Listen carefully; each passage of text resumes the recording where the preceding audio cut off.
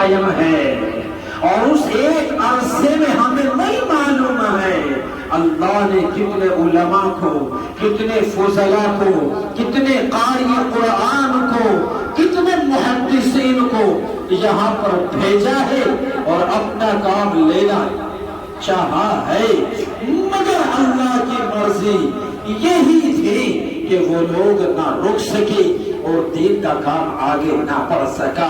یہ ادارہ، یہ مدرسہ جس شکل میں بنا تھا اسی شکل میں آج تک قائم ہے۔ کچھ لوگوں کا ماننا یہ ہے کہ یہ مدرسہ کسی کے باپ کی جاگیر ہے، اور سنو باپ کی جاگیر والوں سنو، یہ کسی کے باپ کی جاگیر نہیں ہے، یہ میرے نبی کا گھر ہے، یہ میرے نبی کی جاگیر ہے، اس نبی کی جاگیر ہے جس نبی نے جنگ کے اندر اپنے دادوں کو شہید کرا دیا ہے، یہ اس نبی کی جاگیر ہے جس نبی نے اپنی زندگی کے اندر اپنے چچا کو شہید ہوتے ہوئے دیکھا ہو، وہ ہندا کافر ہے، میرے نبی کے چچا کا کلیجہ چیرتی ہے، سینے کو پھاڑتی ہے، کلیجہ باہر نکالتی ہے اور اس کو چباتی ہے۔ میرے نبی فرماتے ہیں جب وہ ہندا مسلمان ہوئے، کہا اے ہندا یہ بات الگ ہے کہ تو ایمان میں داخل ہو گئی ہے، مگر جب تم میرے سامنے آتی ہے میرے چچا کا چہرہ مجھے یاد آتا ہے۔ یہ اس نبی کی جاگیر ہے جو نبی اس کلمے کی دعوت کو لے کر، اس قرآن کے پیغام کو لے کر مکے کی سرزمین پر پہنچتا ہے۔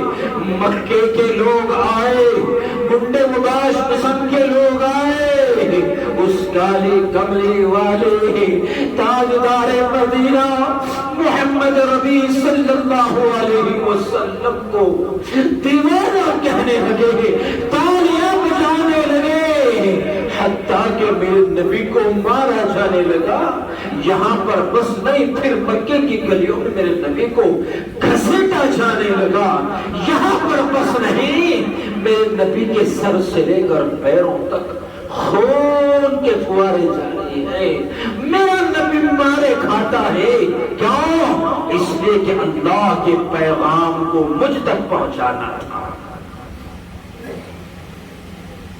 لو انزلنا هذا القرآن، جب میں اس مدرسے میں داخل ہوا، مغرب کی نماز پڑھی، نماز پڑھنے کے بعد میں دفتر میں بیٹھا ہی تھا، ایک معصوم سا ننھا سا بچہ آیا، اور پتھر گڑھ کے لوگوں، ہریانے کے لوگوں، مجھے نہیں پتا ہے وہ کس قبیلے کا ہے، کس خاندان کا ہے، کس باپ نے اس کو جنا ہے، کس ماں کے پیٹ میں وہ پلا ہے، اس بستی کا ہے یا دوسری کسی بستی کا ہے، یا جس کو جو لوگ اس مدرسے کو اپنی جاگیر سمجھتے ہوں یا اس قبیلے خاندان کا ہے، مجھے نہیں پتا ہے، مگر مجھے یہ پتا ہے کہ اس ننھے سے بچے نے اپنی چھوٹی سی زبان سے پڑھا، لو انزلنا هذا القرآن۔ اور مسلمانوں، کاش کہ قرآن کا ترجمہ تمہیں بھی آتا، مجھے بھی آتا، قرآن کا مقصد تمہیں بھی آتا، مجھے بھی آتا، معلوم ہوتا۔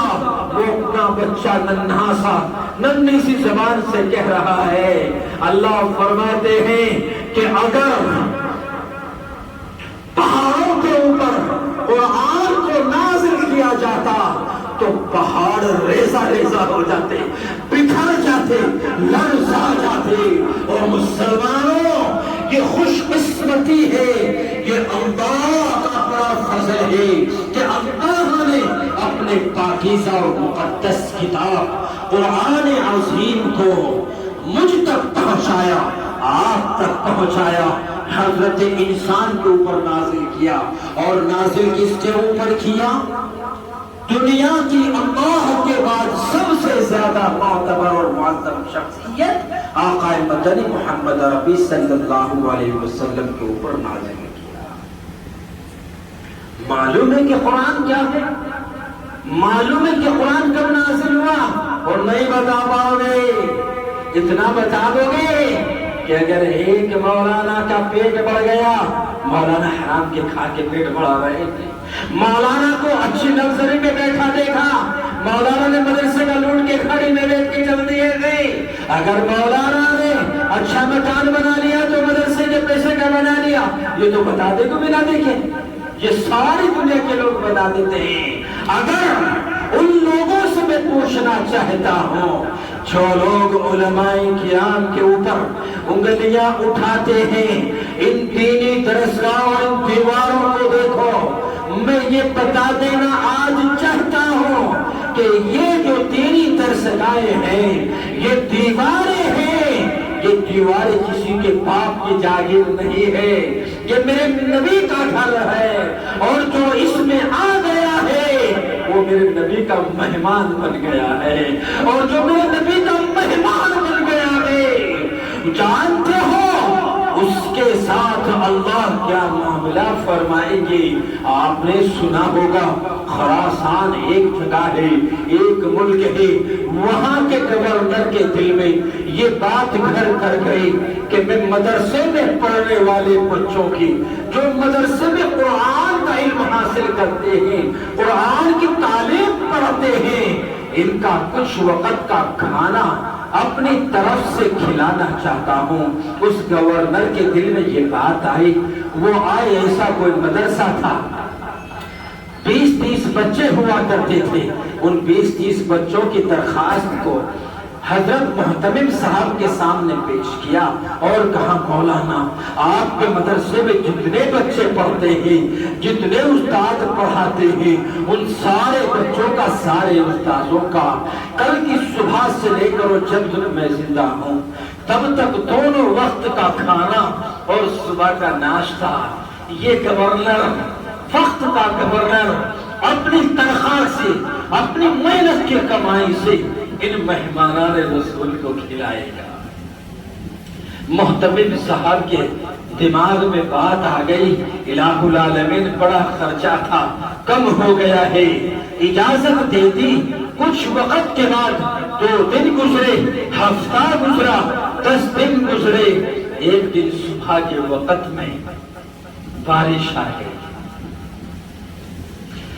بارش کا زمانہ ہے، تیز بارش ہے۔ گورنر کی بیوی نے کہا اے میرے شوہر، اے میرے سر کے تاج، وہ مدرسے میں یتیم و مسکین بچے اللہ کے قرآن کو اس وقت پڑھتے ہیں جب ہم اپنے بچوں کو سینے میں لپیٹ کے سوتے ہیں۔ اذان سے پہلے مدرسے میں مولوی الطاف صاحب صبح بچوں کو اٹھا دیتے ہیں اور قرآن کو پڑھاتے ہیں، اور قرآن خود بھی پڑھتے ہیں اور وہ بچے بھی پڑھتے ہیں۔ ایک گورنر صاحب، اے میرے شوہر اٹھو، جیسے تیسے کچھ بھی کرو، ان بچوں کا تم ناشتہ لے جا کر کے کیسے بھی بھیگو، کچھ بھی کرو، مدرسے میں دے کر کے آؤ۔ بارش ہوتی رہے، سو ہوتی رہے، مگر بچوں کے ناشتے کو دیکھو جی، دیر ہوئی جاتی ہے، اور یہ ایک ماں ہے، ماں یہ گوارا نہیں کر سکتی ہے کہ اپنے بچوں کا تو پیٹ سیراب کر دو، اپنے بچوں کو تو میں لقمے سے چھکا دو، مگر میرے نبی کے گھر میں آئے ہوئے مہمان جو رات قرآن پڑھتے ہیں، دنوں قرآن پڑھتے ہیں، صبح قرآن پڑھتے ہیں، شام قرآن پڑھتے ہیں، لیٹتے ہیں تو قرآن ہے، اٹھتے ہیں تو قرآن ہے، صبح چلتے ہیں تو قرآن ہے، دوپہر اٹھتے ہیں تو قرآن ہے۔ اے گورنر، یہ ماں کا دل ہے، اپنے بچوں کو تو کھلا دیا ہے، مگر وہ بھی کسی ماں کے دلارے ہیں، وہ بھی کسی ماں کے لال ہیں۔ ایک گورنر ہے میرے شوہر، بارش کی فکر نہ کریں، کپڑے بھیگ جائیں گے، تم واپس آؤ گے میں دھل دوں گے، مگر ہے گورنر تم یہ بچوں کا ناشتہ لیجیے اور مدرسے میں پہنچائیے۔ مدرسہ بالکل ایسی جگہ کے اوپر تھا جیسا کہ پتھر گڑھ کا یہ مدرسہ ہے، 2-4-10 کھیت بھی پاس کرنے پڑتے گئے، اور وہ گورنر जो तो करके अब तो बारिश के बड़े इंतजामात है। उस गवर्नर ने कपड़ा सपड़ा लपेटा, बगल में नाश्ता ढकाया, और जैसे ही बच्चों ने देखा कि 8 बज चुके हैं, हमारे नाश्ते का वक्त हो गया है, गेट पे कुछ बच्चे खड़े हुए यूं कह रहे थे कि पता नहीं आज हमारा बैल कहाँ रह गया है, आज हमारा बैल कहाँ रह गया है। और पत्थर करके लोगों, वो बच्चे चूंकि मदरसे में पढ़ने वाले होते हैं, शरारतें भी आती हैं, वो बच्चे कह रहे थे न जाने आज हमारा बैल कहाँ रह गया है, क्योंकि बच्चों ने उसका नाम बैल रख दिया था। और बैल उस जमाने में उसको कहा करते थे जो सीधा साधा इंसान हो, भोला हो, और जब वो सुबह को लद के आया करता था, एक कांधे के ऊपर थोड़ी रोटी है, एक कांधे के ऊपर थोड़े चने हैं, इस हाथ में बाल्टी है, इस हाथ में कप प्लेट है, तो पूरा का पूरा गवर्नर लद के आया करता था। बच्चे कहने लगे, बारिश पड़ रही थी, ना जाने आज हमारा बैल कहाँ रह गया है। बच्चे ये कह ही रहे थे, गवर्नर साहब इस गेट में घुस गए, गवर्नर साहिब ने अपने कानों से सुन लिया, तो बच्चों ने कहा हो देखो वो आ गया है हमारा बैल। कुछ बच्चे कह रहे थे हमारा बैल कहाँ रह गया है, और जैसे ही गवर्नर अंदर दाखिल हुए तो बच्चों ने कहा लो जी बैल आ गया है। दिमाग में गुस्सा छा गया, फौरन मोहतमिम साहब के पास पहुंचा और जोर से नाश्ते को नीचे रखा और यूं कहा, और मोहतमिम साहब मैं जान गया हूं, पहचान गया हूं, आप अपने इस मदरसे के अंदर अपने बच्चों को तहजीब नहीं सिखाते हैं, कल्चर नहीं सिखाते हैं, सलीका नहीं सिखाते हैं, इस मदरसे को आप बेहतर है बंद कर दीजिए। मोहतमिम साहब ने पूछा, गवर्नर साहिब बात क्या है, इतना गुस्से में क्यों है। गवर्नर साहब कहता है, ऐ मोहतमिम साहब मौलाना अल्ताफ साहिब, बात असल ये नहीं है गुस्सा क्यों है, बात असल ये है कि आपके बच्चे मुझे बैल कह रहे हैं, मैं वक्त का गवर्नर हूं, मैं इनकी खिदमत करता हूं, मैं इनके इंतजामात करता हूं, और यही मुझे बैल कह रहे हैं। मोहतमिम साहब समझ गए, अल्लाह वाले थे, नेक थे, सीधे साधे भोले भाले मौलाना अल्ताफ जैसे थे कि जिस तरह लोगों ने कहा अच्छा जी, लोगों ने कहा यूं बोलना अच्छा जी, लोगों ने कहा यूं अच्छा जी, ये अच्छा जी में रह गए। और दिल में ये ख्याल पैदा हुआ, या इलाहा, एक अरसे तक, कई साल तक लोगों के सामने झोलियां फैलाने नहीं पड़ेंगे, इलाहा दर दर की ठोकरें नहीं खानी पड़ी है, और आज तेरे इस बंदे ने मना कर दिया है, इलाहा अब शाम से जब अपनी झोली को फैलाऊंगा, लोगों के सामने तुरों में अपने पल्लों को फैलाऊंगा, जलील भी होगा, रुस्वा भी होगा, न मालूम लोग क्या का कहेंगे, इलाहा मेरी मदद फरमा दे। दिल में ये ख्याल आ ही रहा था, गुस्से की हालत में गवर्नर उठा, अपने बर्तन उठाए, यूं तू करके बच्चों ने नाश्ता तो कर लिया, क्योंकि भूख लगी हुई थी, घर जाके चला गया और अपनी बीवी से कहा, ऐ बीवी, वो तेरे लाल, वो तेरे ताज, वो नबी के मेहमान नहीं है, वो एक नंबर के मक्कार है, वो यहाँ पत्थरगढ़ में पढ़ने के लिए नहीं आए हैं, वो बेहुदा है, उनको सलीका नहीं है, उनको तमीज नहीं है। कहा है मेरे शोहर इतना गुस्से में क्यों हो? बीवी ने पूछा, अरे पूछती क्या है, मालूम है आज मेरे साथ क्या हुआ, मुझे मदरसा मुफीदुल इस्लाम में पढ़ने वाले बच्चे, ये जो पत्थरगढ़ के बच्चे हैं, मुझे बैल कह रहे थे, और अगर कोई और मुझे कहता तो मैं सुन के यकीन ना करता, मगर मैंने अपने कानों से सुना है कि ये लोग मुझे बैल कह रहे हैं। क्या अच्छा तुम्हें बैल का है? आखिर बीवी थी, کہ تمہیں بیل کہاں ہے؟ ہاں تمہیں بیل کہاں ہے؟ کہ ٹھیک ہے آج کے بعد ناشتہ نہیں دیں گے، آج کے بعد کھانا نہیں دیں گے، بالکل نہیں دیں گے۔ آپ غصے کو تھوک دیجئے۔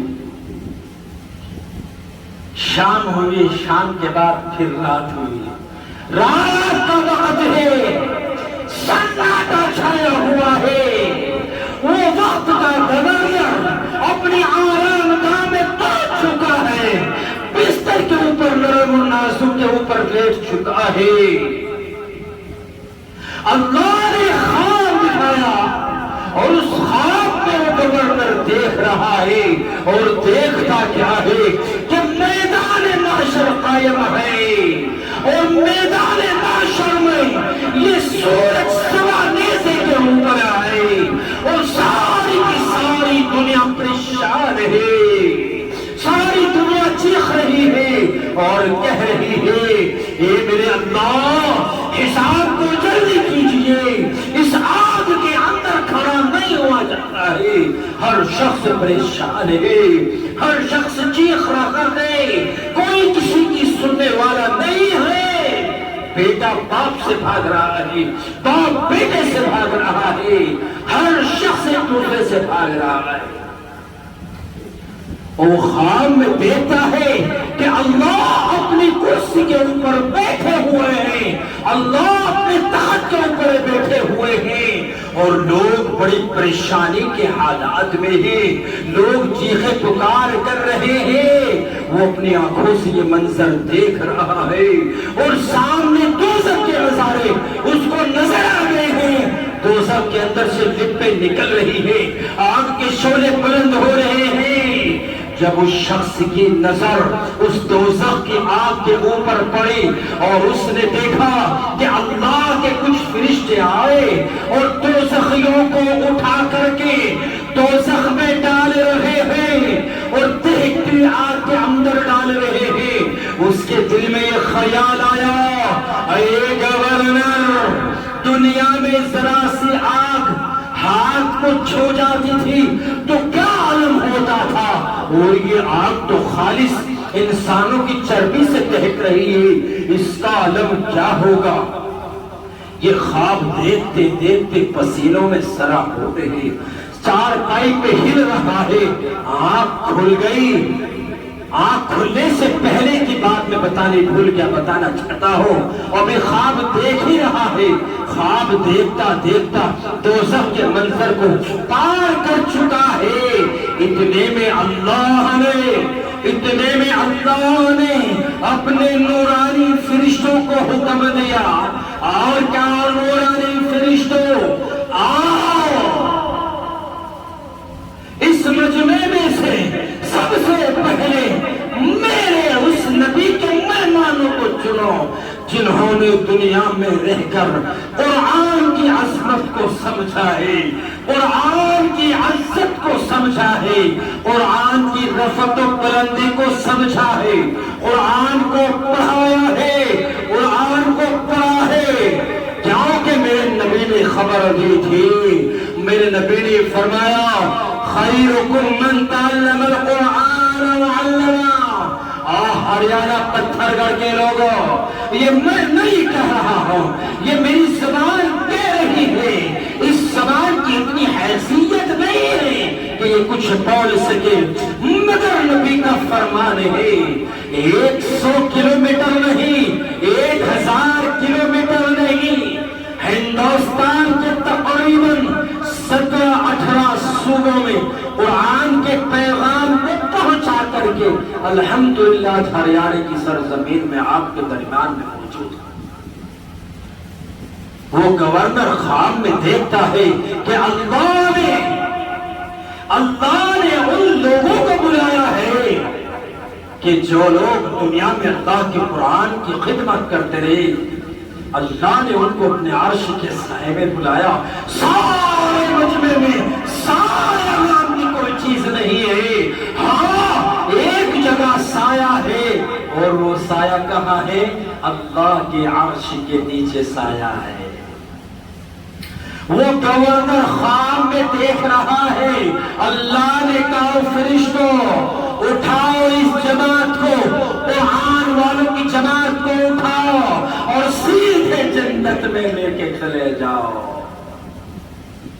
اتنے میں اس گورنر کی نظر پڑتی کیا ہے، عجیب معاملہ ہے، اس گورنر کی نظر اس مدرسے میں جو پڑھنے والے بچے تھے ان کی بستی کے اندر ان کے اوپر پڑ گئی، اور یہ دل میں خیال کیا کہ یار یہ تو وہ بچے ہیں، یہ تو وہ بچے ہیں، اللہ کو دکھانا تھا، اللہ کی مرضی تھی، اللہ کو اس کو عبرت پہنچانی تھی کہ اے گورنر یہ تو وہ بچے ہیں جن بچوں کو تو نے اپنے گھر سے لے جا کر کے ناشتہ کھلایا ہے، کھانا کھلایا ہے، آج اللہ ان کو عرش کے سائے کے نیچے سے ہوتا ہوا جنت میں داخلہ دے رہا ہے۔ اے گورنر یہ تو وہی بچے ہیں جو تجھے بیل کہہ رہے تھے۔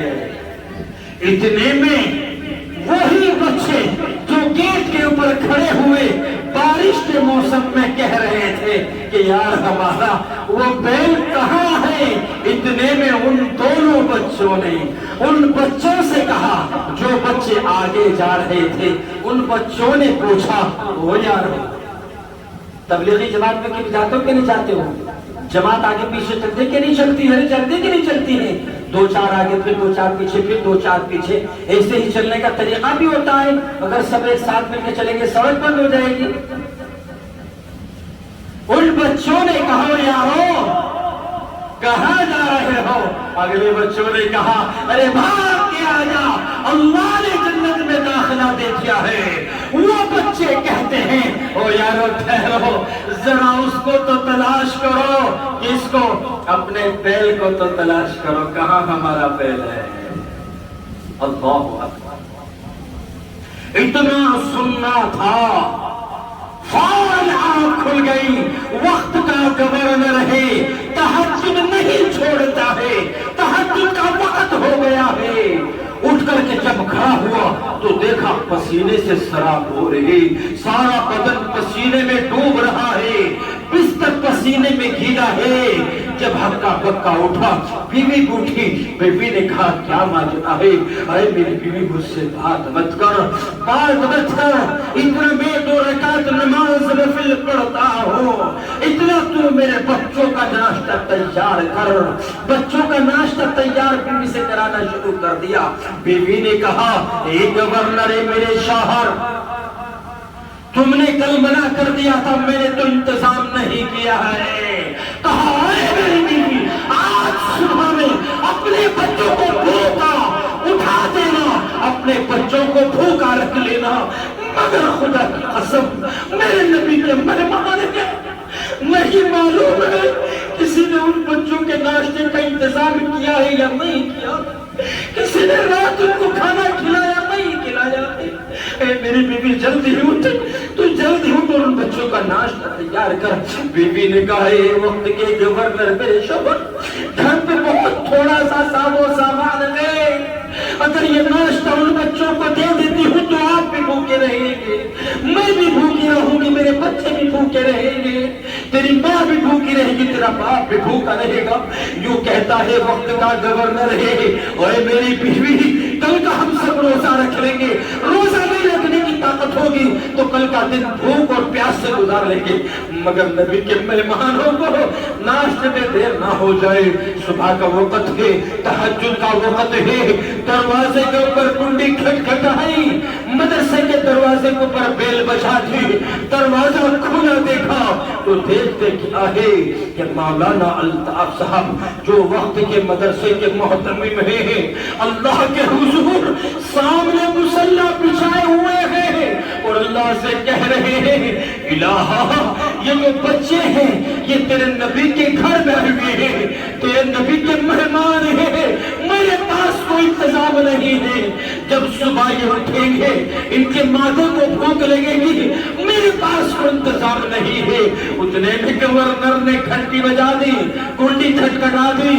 کنڈی جب کھولی گئی تو دیکھتے کیا ہے کہ وہی بیل، وہی وقت کا گورنر اس کاندھے کے اوپر بالٹی ٹانگے ہوئے ہے، اس کاندھے کے اوپر تھیلا لگائے ہوئے ہے، اس ہاتھ میں بالٹی پکڑی ہوئی ہے، اس ہاتھ میں کپڑیٹ پکڑے ہوئے ہیں، اور یوں کہا اے مولانا الطاف جلدی سے بچوں کو بلاؤ، میرے بچے کہاں ہیں، میرے نبی کے مہمان کہاں ہیں، میرے اللہ کے وہ بندے کہاں ہیں جو صبح سے شام تک اور شام سے صبح تک قرآن پڑھتے ہیں، ان کو بلاؤ کو کہا ہے۔ محتمم صاحب نے کہا وہ تو بھی سوئے ہوئے ہیں، ابھی اذان میں وقت ہے، ان کو اذان کے وقت اٹھایا جائے گا، ان کو بھی اٹھانا اس لیے مناسب نہیں سمجھتا ہوں، اگر میں نے ان سے اٹھایا کہیں وہ مجھ سے ناشتے کا سوال نہ کر دے۔ یوں کہا محتمم صاحب ناشتہ لے کے لیے بندہ حاضر ہو گیا ہے، بس ایک بار اللہ کے واسطے سے ان بچے کو یہاں میدان میں بلا لو۔ مولانا الطاف کے جیسا مدرسہ تھا، 10-20 جو بچے تھے وقت کے صحن میں بلائے گئے، اور دیکھتے ہی بچے ہنسنے لگے۔ کچھ بچوں نے کہا کہ آج پھر ہمارا پہلا گیا ہے، روز صبح آتا تھا، آج رات میں ہمارا پہل کیسے آ گیا ہے۔ یوں فرمایا اے میرے بچے ہو، اے نبی کے مہمان ہو، اے اللہ کے قرآن کی خدمت کرنے والوں، پڑھنے پڑھانے والوں، تم مجھے وقت کا گورنر نہ کہنا، تم مجھے بیل کہنا۔ ذرا تم ایک بار مجھے بیل کہہ کے پکارو۔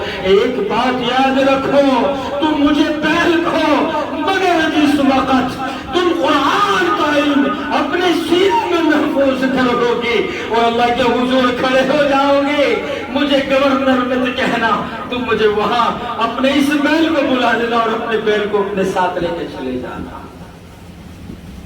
یہ قرآن کی عظمت، یہ قرآن کی برکت ہے۔ عزیزان ملت، میں نے شروع میں کہا تھا اگر بات کو سمجھو گے تو کسی نتیجوں کے اوپر پہنچو گے، نہیں تو حالات وقت کے یہ اشارہ کر رہے ہیں، وقت کے یہ اشارہ کر رہے ہیں۔ ایک زمانہ ایسا بھی گزرا ہے، ایک زمانہ ایسا بھی ان مسلمانوں نے، قرآن والوں نے دیکھا ہے کہ اگر کوئی شخص قرآن کا پڑھنے والا راستوں میں نظر آ گیا تو قتل کر دیا گیا، تاخانوں میں چھپ کر کے پڑھنا شروع کیا، اور وقت کے حاکموں کو پتہ لگا کہ اس تہخانے میں قرآن پڑھا جا رہا ہے، اس تہخانے کو باہر سے چھلوا دیا گیا اور باہر پہرے کے اوپر بیٹھ گئے، اور جب تک ان کی لاشیں سر نہ گئی ہو قرآن ان کے سامنے رکھا ہوا ہے، اور قرآن پڑھتے پڑھتے وہ اللہ سے جا ملے ہیں۔ ایک زمانہ ایسا بھی آیا، اور آج پتھر گڑھ کے لوگوں خاص طور سے تمہیں بتا کے جا رہا ہوں، تم سمجھو گے تو کسی نتیجے پر پہنچو گے۔ اگر یہی حالات اس ملک کے چلتے رہے، آپ نے سنا ہوگا کہ جب گھر، وہ ایک شعر ہے کہ اس گھر کے کس طرح تو اس گھر کو آگ لگ گئی گھر کے چراغ سے۔ اگر تم گھر والوں نے اس چراغ کی حفاظت نہ کی، اس مدرسے کی حفاظت نہ کی، ان میں خدمت لینے دینے والوں کی حفاظت نہ کی، تو یاد رکھیے قرآن کی تعلیم سے بہت دور ہو جاؤ گے، اور قرآن کی عظمت اور قرآن کی تعلیم سے دور ہونا ہی مسلمانوں کی ہلاکت ہے، مسلمانوں کی بربادی ہے۔ دل کے پھپھولے چل اٹھے ہیں سینے کے داغ سے، دل کے پھپھولے چل اٹھے ہیں سینے کے داغ سے، اس گھر کو آگ لگ گئی ہے گھر کے چراغ سے۔ جب میں سینکڑوں کلومیٹر کا سفر طے کر کے دل میں یہ بات لے کے آ رہا تھا، مجھے بتایا گیا کئی پیڑھوں میں مدرسہ ہے، بڑا مدرسہ ہے۔ جب میں اس میں داخل ہوا بڑا خوبصورت منظر نظر آیا، مگر دیکھتا یوں ہوں کہ اس مدرسے کے اندر تو اگر پتھر گڑھ کے لوگ اپنے گھروں سے ایک ایک بچہ بھیج دیتے تو مجھے یقین ہے، اللہ کی ذات کے اوپر یقین ہے کہ یہ مدرسے کی جگہ تنگ پڑ جاتی، مگر میں نے دیکھا کہ اس مدرسے میں بچے بہت تھوڑے ہیں۔ میں نے سب سے پہلا آپ سے نہیں، آپ کے محتمم صاحب سے مطالبہ کیا، اے مولانا الطاف صاحب آپ یہاں کتنے مہینوں سے ہیں؟ انہوں نے مجھے بتایا کئی مہینوں سے ہو۔ میں نے یہ پوچھا کہ آپ قرآن کے اوپر یقین رکھتے ہیں؟ انہوں نے کہا کہ رکھتا ہوں۔ میں نے کہا اگر قرآن کی خدمت کے اوپر رضائی الہی کے لیے آپ نے اپنا بستر یہاں ڈال لیا ہے تو پھر یاد کیجئے جب آقا مدنی صلی اللہ علیہ وسلم کو ہجرت کا حکم ملا اور انہوں نے دین کے پیغام کو وہاں تک لوگوں کو پہنچانا چاہا تو شروع کے دنوں میں میرے نبی کو بھی لوگوں نے مارا، میرے نبی کو بھی لوگوں نے گالیاں دی، میرے نبی کے اوپر بھی لوگوں نے پتھر برسائے۔ ان کے بعد صحابہ کو تکلیفیں دی گئی، ان کے بعد تابعین کو تکلیف دی گئی۔ یہ سلسلہ آج سے نہیں ہے، یہ میرے نبی سے لے کر آج تک، آج سے لے کر قیامت تک یہ سلسلہ چلتا رہے گا، چلتا رہے گا۔ لوگ ہمیں گالیاں دیتے رہیں گے، مارتے رہیں گے، ذلیل کرتے رہیں گے، مگر اے مولانا الطاف صاحب آپ اپنی ہمت کو مت جھکا دینا، آپ اپنے حوصلوں کو گرنے نہ دینا۔ آج اس پتھر گڑھ میں بیٹھ کر یہ بات عرض کر رہا ہوں اپنے چھوٹے بھائی قاری محمد الطاف صاحب سے اور اپنے بڑے بزرگوں، اپنے باؤ، اپنے بھائیوں سے، اپنے نوجوانوں سے، اپنے بچوں سے یہ عرض کر کے جا رہا ہوں اگر اس نبی کے گھر کے لیے تمہیں میری ضرورت رات کو 2 بجے بھی پڑتی ہے تو انشاءاللہ ثم انشاءاللہ 2 بجے تمہیں یہ بندہ یہاں ملے گا۔ دن میں کسی وقت پڑتی ہے تو دن میں ملے گا، مال کی ضرورت پڑتی ہے جتنی گنجائش ہوگی اتنا یہ بندہ دے گا، وقت کی ضرورت پڑتی ہے 2 دن چاہیے گے، 3 دن آپ بھی یہاں رہ کر آپ کے بچوں میں بیٹھوں گا، آپ کی گلیوں میں اپنے نبی کی خاطر یہ دامن پھیلاؤں گا۔ یہ کالی کملی والے کا دامن، یہ کالی کملی والے کا طریقہ ہے، یہ مدینے کی گلیوں میں میرے نبی نے پھیلایا ہے۔ میں بھی اپنے نبی کے طریقے کے اوپر تمہارے گھروں میں جاؤں گا، تمہاری گالیاں سنوں گا، تمہارے تانے سنوں گا، مگر تمہارے ہر گھروں تک قرآن کے پیغام کو پہنچاؤں گا۔ اور پتھر گڑھ کے لوگوں اگر آج بھی تمہارے دلوں میں یہ بات ہے کہ یہ مدرسہ کسی کے باپ کی جاگیر ہے تو آج اس بات کو دل سے نکال دیجئے، اپنے دل میں بس ایک بات بٹھا لیجئے کہ یہ کسی کا مدرسہ نہیں ہے، یہ مدرسہ میرا ہے۔ اور جس دن مسلمانوں کے دلوں میں خدا کی قسم یہ بات آ گئی کہ پتھر گڑھ کا مدرسہ بھی میرا مدرسہ ہے، گڑھی دولت کا مدرسہ بھی میرا مدرسہ ہے، دیوبند کا مدرسہ بھی میرا مدرسہ ہے، تلہیری وزیر کا مدرسہ بھی میرا مدرسہ ہے۔ غرض یہ ہے کہ دنیا میں عرب سے عجم، مشرق سے مغرب، شمال سے جنوب تک جتنے مدرسے ہیں وہ سارے مدرسے میرے ہیں۔ جس دن یہ بات دل میں گھر کر گئی اور مسلمانوں خدا کی قسم کھا کے کہتا ہوں کہ ہر شخص کے گھروں میں 1-2 حافظ نظر آئیں گے انشاءاللہ۔ آج سے اس مدرسے کو کس کا مدرسہ سمجھو گے؟ ہاتھ اٹھا کے شہادت دو، اللہ کے سامنے بیٹھے ہو، بتاؤ، یہ کہو کہ یہ مدرسہ میرا ہے، سب کو یہ مدرسہ میرا ہے، یہ میرے اللہ کا گھر ہے، میرے نبی کا گھر ہے، اس گھر کو نبی کا گھر رہنے دو، اس گھر کو خدارا خدارا آپ کے سامنے پھر اپنی یہ جھولی پھیلا کے جا رہا ہوں، اس گھر کو نبی کا گھر بنا رہنے دو۔ آج وقت کے فرعونوں نے شکنجہ اس طریقے سے کس لیا ہے کہ مدرسوں کو بند کرانے کی سازشیں چل رہی ہیں اور تم ان کو اپنی جاگیر سمجھتے ہو۔ اور خدارا خدارا آج وقت کے فرعونوں نے ان حفاظ کرام کو، قاری قرآن کو جیلوں میں ڈالنا شروع کر دیا ہے، 1000 طرح کے الزامات ان کے اوپر لگنے شروع ہو گئے ہیں۔ ذرا سوچے تو صحیح، یہ مدارس دین کے قلعے ہیں، ان مدارسوں سے علماء نکلے، فضلاء نکلے، علماء ربانی نکلے، مولانا اسد مدنی نکلے، مولانا حسین احمد مدنی نکلے، مولانا الیاس نکلے، مولانا سعد نکلے، مولانا کامل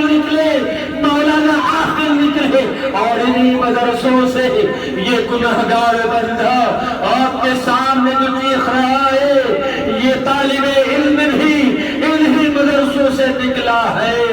اس لیے خدا را ان مدارسوں کو اپنی جاگیر نہ بناؤ، ان مدارسوں کو کسی کی جاگیر نہ سمجھو.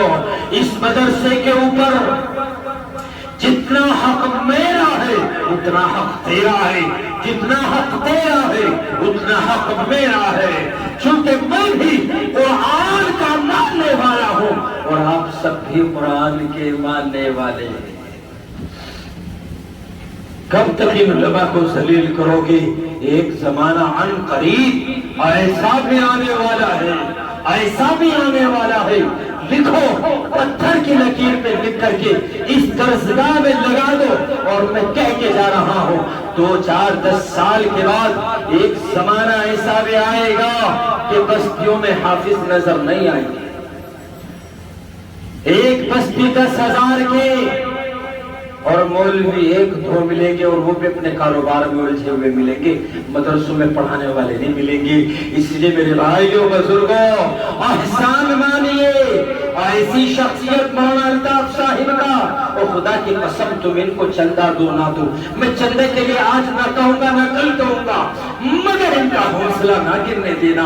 ان کے پاس مجھے صبح کو یہ معلوم ہونا چاہیے کہ جتنے لوگ یہاں آئے تھے ان سب لوگوں نے اپنے بچوں کو یہاں بھیجا ہے. آج تم اپنے بچوں کو بھیجو گے، کل اپنے بچوں کی ضرورتوں کو دیکھو گے.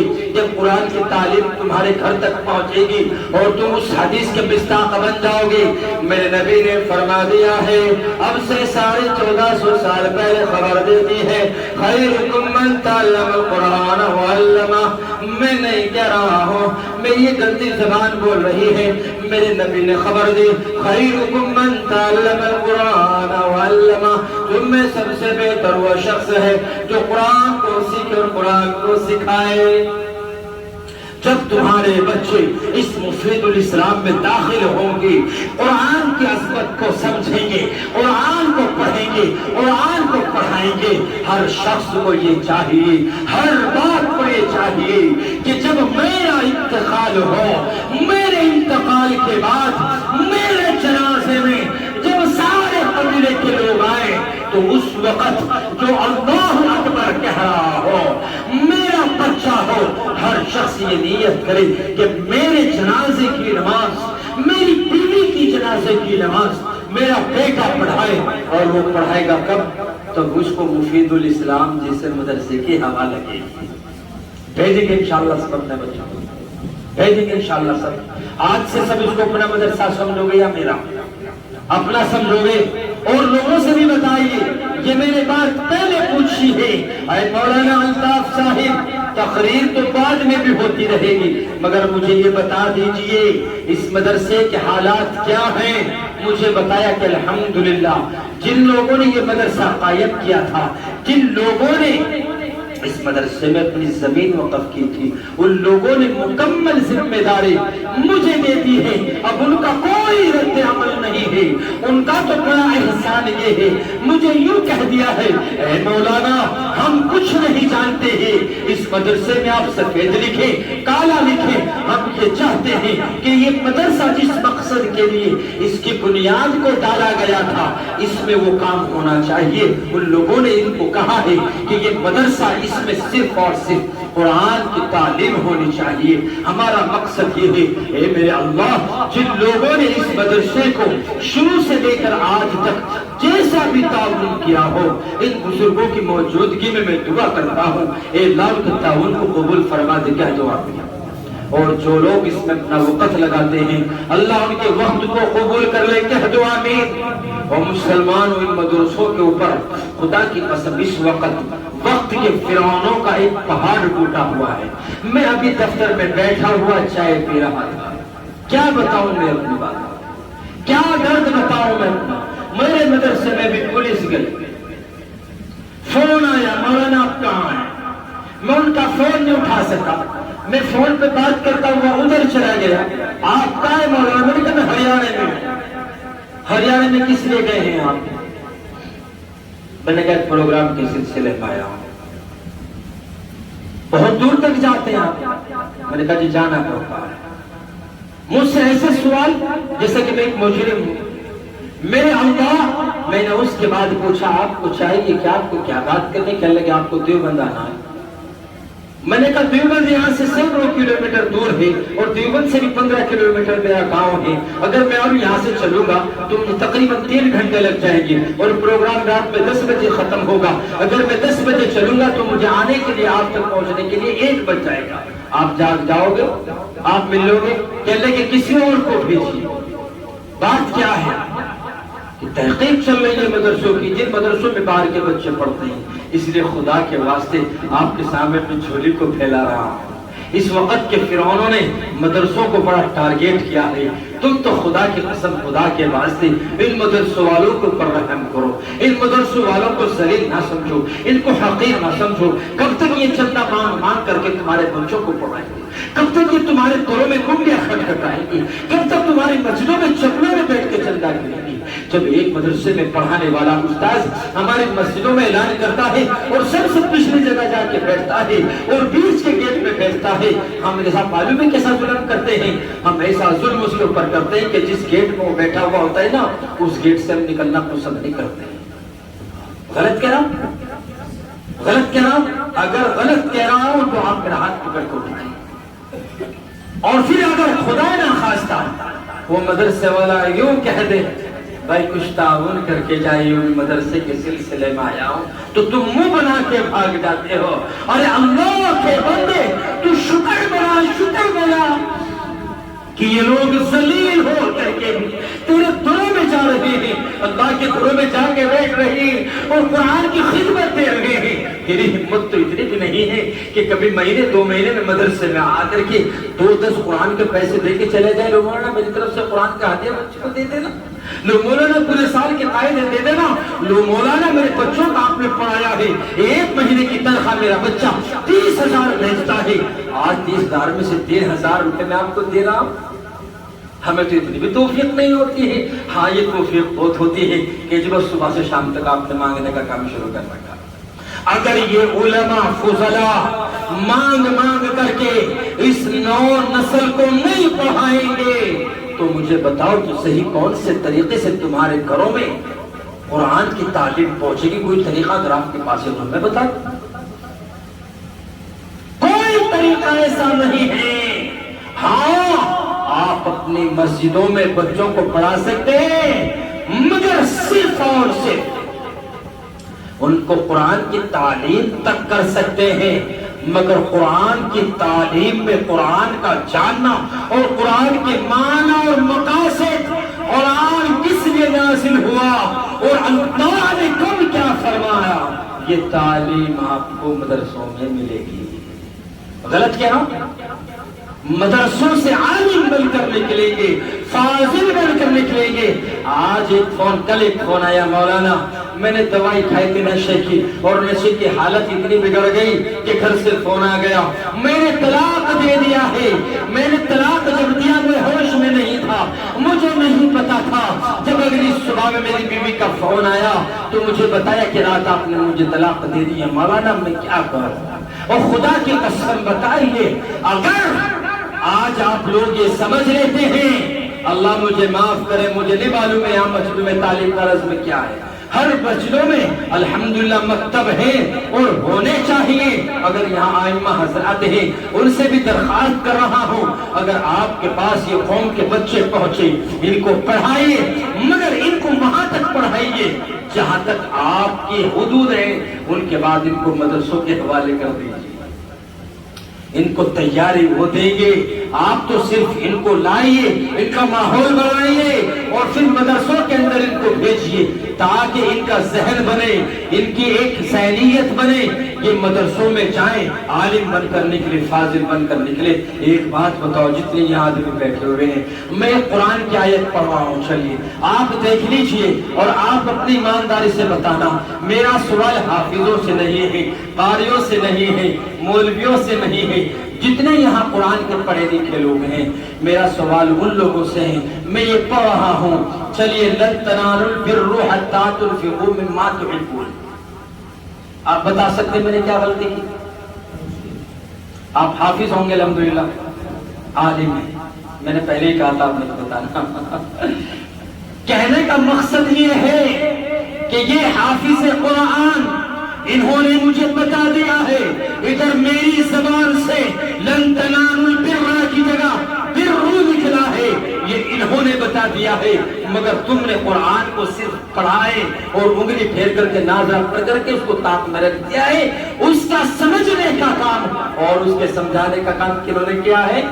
ان علماء نے کیا ہے. اس کا معنی بھی بدل گیا، اس کا مقصد بھی بدل گیا، اس کی ساری چیز بدل گئی. حتیٰ کہ قرآن میں زبر زیر قیامت تک نہیں بدلا جا سکتا ہے. میرے اللہ نے خبر دی انا نحن نزلنا الذکر وانا له لحافظون. اور مسلمانوں قرآن کو اللہ ہی نے نازل کیا ہے اور وہ اس کی حفاظت کرتے ہیں. اگر قیامت تک تم اس کو بدلنا چاہو گے، کوئی زبر زیر کا فرق ملانا چاہے گا، زبر زیر تو بہت بات کی بات ہے، کوئی ایک نقطے کا بھی فرق لانا چاہے گا، خدا کی قسم یہ علماء کی جماعت بیٹھی ہے، گردن تو کٹا لے گی، گردن تو کٹا دے گی، اپنے سر قلم کھا دے گی، مگر اپنی زندگیوں کے اندر اللہ کے فضل سے یہ امید ہے کہ جن کی سینوں میں قرآن ہے وہ اپنے بچوں کو یتیم بنا دیں گے، اپنے پورے ماں باپ کو بے سہارا چھوڑ دیں گے. مگر قرآن میں کوئی چیز کو بدلنے نہیں دیا جائے گا انشاءاللہ. انشاءاللہ کہ حضرات کرام مجھے بولتے ہوئے تقریباً 1 گھنٹہ ہو گیا ہے. اب میں آخری نتیجے پر یہ پہنچنا چاہتا ہوں کہ بتاؤ کہ ان مدارسوں کی سچ بتاؤ کہ قربانیاں ہیں کہ نہیں ہے کہ نہیں. ہندوستان کو آزادی سے لے کر آج تک، دوسرے ملکوں کا ذکر چھوڑ دیجیے آپ، ہندوستان کو آزادی سے لے کر آج تک اور آج سے لے کر قیامت تک جب بھی ضرورت پڑی ہے اور پڑتی رہے گی، خدا کی قسم اس ہندوستان کو سنبھالا دینے والے یہ علماء ہوں گے، یہ فضلاء ہوں گے، یہ قاری قرآن ہوں گے، یہ مدارس والے ہوں گے. اس لیے عزیزان ملت بس بات کو اشاروں میں سمجھ لو. آج وقت ہے ان کو سمجھنے کا، کل ایسا نہ ہو. وہ دانا بہلول کے بارے میں لکھا ہے، ہارون رشید کی سواری گزر رہی ہے، وہ بہلول جو ہے سڑک کے اوپر انگلیاں پھیر رہا ہے، ساری سڑک رکی ہوئی ہے. ہارون رشید وقت کا بادشاہ ہے، وہ بھی ٹھہر گیا. اس نے پوچھا کیا ماجرا ہے، جام کیوں لگا ہوا ہے؟ لوگوں نے بتایا بہلول بیٹھا ہوا ہے. اس کے پاس پہنچے، ارے بھائی یہاں کیا کر رہے ہو؟ اور وہ انگلی ایسے پھیر رہا تھا. اس ہارون بادشاہ نے پوچھا کیوں کہہ رہے ہو، کیا کر رہے ہو؟ کیا کہ اللہ سے ان بندوں کو ملا رہا ہوں، اللہ سے ان بندوں کو ملا رہا ہوں. یوں کہا کہ ان بندوں کو اللہ سے کہہ رہا ہوں کہ یہ مان جائیں. یہ بندے اللہ سے نہیں مان رہے ہیں، اللہ کو نہیں مان رہے ہیں. کچھ وقت کے بعد وہاں سے وہ راستہ کھلا چلے گی. پھر اسی طرح کا ایک واقعہ پیش آیا. اس وقت پھر یہ بات آئی جب جام لگا ہوا. بادشاہ نے پوچھا ہے بہلول بات بتا، تو اس دن بھی یہ باجرے میں تھا، آج بھی اس باجرے میں، اس حال میں آج بھی تھا اور کل بھی تھا، کیا باتیں کہا؟ اے وقت کے بادشاہ، کاش کہ اس وقت یہ بندے مان جاتے تو بات کچھ اور ہوتی، مگر آج یہ بندے مان گئے مگر آج اللہ نہیں مان رہا. اور چند دنوں پہلے کووڈ-19 2019 میں کورونا آیا، کچھ دیکھنے میں ایسا ملا. تم نے جا کر یہ کوشش کی کہ مسجدوں میں نمازیں پڑھی جائیں، خدا کی قسم نمازیں پڑھنے نہیں دی. اس لیے آج وقت ہے، آج حالات ہیں، آج آپ اچھے فیلڈ میں ہیں، آج اچھے ہیں.